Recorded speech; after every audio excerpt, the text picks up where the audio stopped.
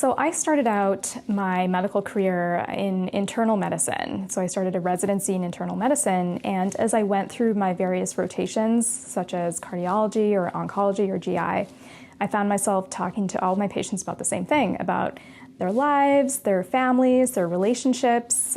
Did they like their jobs? How did they spend their time? What was a typical day like for them? I was really interested in their stories, and I realized that I was in the wrong specialty and that I should have gone into psychiatry. So I completed my intern year in internal medicine, and then I switched into a psychiatry residency. And then during my residency, I became fascinated by the science of sleep and the impact of sleep on mental health and well-being and overall wellness. And so after my psychiatry residency, I went on to complete a fellowship in sleep medicine. And throughout this whole time, I was always interested in integrative and holistic medicine, so I pursued additional board certification in that. So I became board certified in integrative holistic medicine as well. And I'm also personally very interested in yoga. I am a meditator and I practice yoga, and I'm very interested in spirituality. And so I bring that experience and those insights into my psychiatric practice. And throughout this whole process, I have come to realize that listening to my intuition and flowing with life has helped me so much with my own anxiety and with my own personal growth. Integrative psychiatry is a holistic approach to psychiatry. It takes into account the whole person, their mind, body, spirit, and their environment. There's also a focus on the relationship between the patient and the physician and understanding that the two are partners in the healing process. It also recognizes the importance of other relationships in the patient's life. We do know that a strong community and strong social support network are essential in healing and for well-being. Integrative psychiatry does not reject conventional medical or psychiatric practice, nor does it blindly accept complementary and alternative practices without question. Rather, it blends the best of modern science and modern medicine with the wisdom of traditional ancient practices such as those from Ayurveda or traditional Chinese medicine. So the first few appointments will be primarily information gathering. We're not at a place in psychiatry where we have a lot of lab tests that we can do or imaging or scans that we can do to make a diagnosis. So the diagnosis is still primarily rooted in a good clinical interview.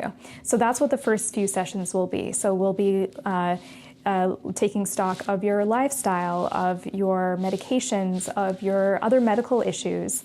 We'll look at your diet, your sleep, nutrition, lifestyle in terms of social connectedness, your family history and genetics and so forth. And so based on this, we'll come up with a preliminary treatment plan. And the treatment plan can change with time as we uncover more information, or we might uncover other issues that weren't necessarily evident at your first session. We'll also collaborate with other providers on your treatment team. So I'll get records from other doctors or other practitioners you may be working with.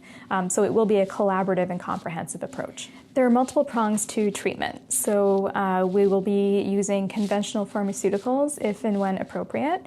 So when you come to see me, we're not necessarily going to take you off your medications if they're working for you. So that will be an important part of the treatment plan. We'll also look at any lab results or blood tests that you've had done.